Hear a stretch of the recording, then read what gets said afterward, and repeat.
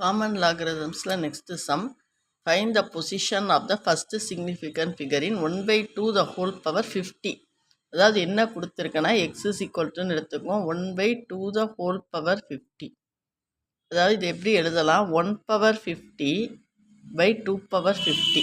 1 power 50 1 எத்தனை தடவை பண்ணாலும் 1 தான் 2 power 50.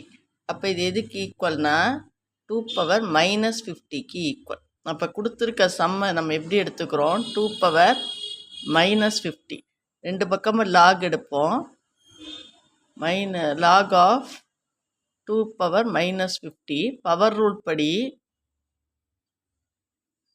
இந்த மைனஸ் 50 சைடில் வந்துடும் லாக் 2 மைனஸ் 50 லாக் 2க்கு வேல்யூ நமக்கு தெரியும் 0.3010 இல்லைன்னா லாக் புக்கை பார்த்துக்குங்க.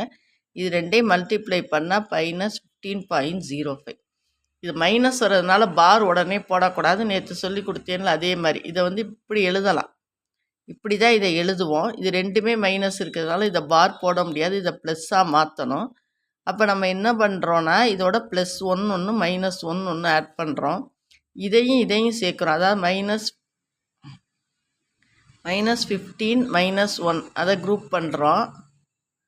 ப்ளஸ் இது ரெண்டையும் சேர்க்குறோம் 1 -0.05 அப்படின்னு வந்துடும். இது -16 வந்துடும். இது 0.95 வந்துடும். இப்போ இதில் ஒரு மைனஸும் ஒரு ப்ளஸ்ஸும் வந்துடுச்சு. அதனால் இதை பார் 16.95 அப்படின்னு நம்ம எழுதலாம்.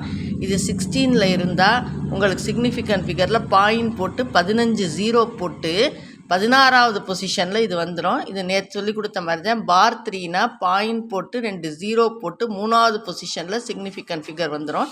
அதே மாதிரி தான் பார் 16னா பாயிண்ட் வச்சு 15 zeros போட்டு 16வது பொசிஷனில் சிக்னிஃபிகண்ட் ஃபிகர் வந்துடும். அதனால position of the first significant figure தான் கேட்டிருக்கு. Position of the first significant figure is equal to 16th position. இங்கே என்ன வருதோ அதே நம்பர் 16th பொசிஷனில் ஃபஸ்ட்டு சிக்னிஃபிகண்ட் ஃபிகர் வந்துடும். இந்த ஸ்டெப்பு உங்களுக்கு புரியுதா? இது ரெண்டு மைனஸ் இருக்கிறதுனால பார் போட முடியாது. +1 -1 எடுத்துகிட்டு இது ரெண்டையும் சேர்த்தா -16. இதுலேருந்து இதை கழிச்சா 0.95. இப்போ நீங்கள் பார் போட்டுக்கலாம்.